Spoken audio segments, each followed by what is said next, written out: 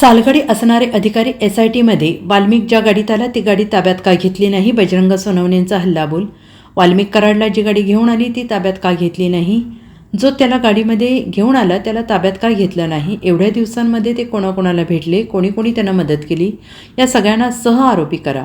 SIT लावली, पण त्यातले अधिकारी कोण आहेत, त्यांना खुर्चीवर कोणी बसवलं हे पण तपासा.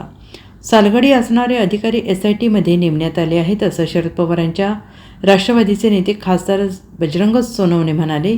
ते पुण्यातील आंदोलनात बोलत होते. बजरंग सोनवणे म्हणाले, 9 तारखेला अपहरण करून संतोष देशमुख यांची हत्या केली आणि हा मोर्चा कुठल्याही पक्षाच्या जातीचा नाही तर मानवतावादी आहे. संतोष देशमुख यांच्या मारेकऱ्यांना फाशी ही झालीच पाहिजे. सरकारला जोपर्यंत फाशी द्यायची सद्बुद्धी देत नाही तोपर्यंत मोर्चे सुरू राहणार. बीडमध्ये आता जगणं मुश्किल झालं आहे. वाल्याचा वाल्मिकी झाला पण याचा अलिबाबा 40 चोर झालाय. माझा सरकार मायबापला म्हणणं आहे की सरकार उपमुख्यमंत्री असा, मुख्यमंत्री असा की कुणी असा, सरकार म्हणून तुमची जिम्मेदारी काय आहे? तर माझी सर्व जनतेच्या बीड जिल्ह्याचा प्रतिनिधी या नात्यानं मी आपल्याकडे एक मागणी करणार आहे.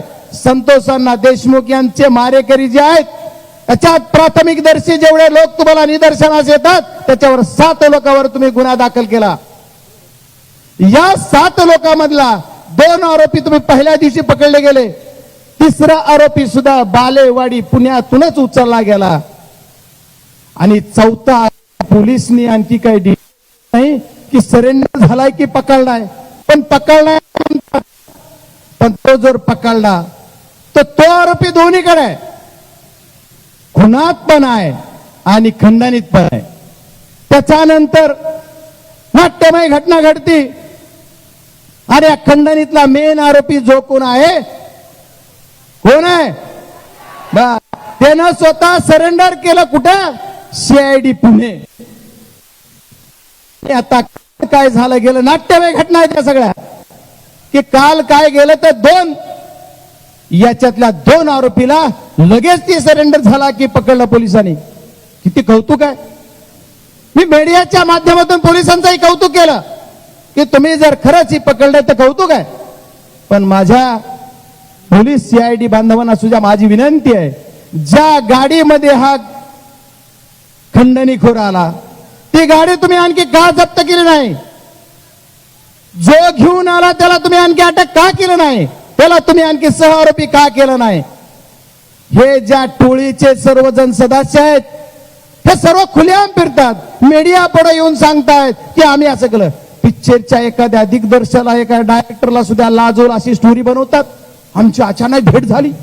हा, अरे नेमकं काय? तू आहे कोण तुझी अचानक भेट व्हायला? आणि माझी अचानक भेट झाली म्हणले आणि मग अचानक भेट झाली की मी तिथं गेलो आणि मग माझ्या गाडीत बसले. असं असं काय काय तुम्ही मीडियाला बघता. आणि बजरंग सोनवणे हे राजकारणाचे प्रवक्ते भेट, मला त्यांच्यावर काय बोला एवढे नाही वाटत मला, पण तेही बोलले की बजरंग सोनवणेला प्रसिद्ध पाहिजे, त्या प्रसिद्धीसाठी तो खोटं बोलतोय. आज ही मीडियाला आम्ही फोटो दाखवू शकतो की ज्या फोटोमध्ये मस्सा जोगला सुद्धा हा व्यक्ती दिसतोय आणि आम्ही मीडियाला दाखवलाय. पण आणि हाच व्यक्ती आज ABP माझाचा पत्रकार बंधू कोणतरी असाल त्यांनी प्रश्न विचारलेत, तिथं मी बघितलंय की या गाडीत तुम्ही आले का, हा आरोपी आले का? मग एवढं जर तुम्ही तिथं दिसताय, ओपन दिसताय आणि तुम्ही म्हणतात आम्हाला प्रसिद्धी पाहिजे, जरा अभ्यास करा आणि पुन्हा बोला. ठीक आहे, गाडीचा ताफ्यातला फोटो पण मिळेल. ठीक आहे, गाडी तुम्ही माणूस तिथं आहे. आमचं म्हणणं काय मग हा सर्व जर लाईव्ह आम्ही काय बोलतोय, आज सुद्धा इथं काही असतील बघा धपाची कुडून तिकडून इकडून कोण कोण आलाय, सुरेशांना काय बोलतोय, बजरंग बाप्पा काय बोलतोय, कोण काय बोलतोय. पण आम्ही एकच मागणी आमची सर्वांची, आमच्या पक्षाच्या पलीकडे जाऊन, राजकारणाच्या पलीकडे जाऊन मानवता म्हणून आमचं काय कर्तव्य, तर आमच्या एका बांधवाचा असा ऋण खून केलाय, हत्या केली, त्याला त्याच्या मारेकऱ्याला फाशी झाली पाहिजे, ही आमची मागणी आहे. Bureau report SBN Marathi Beed.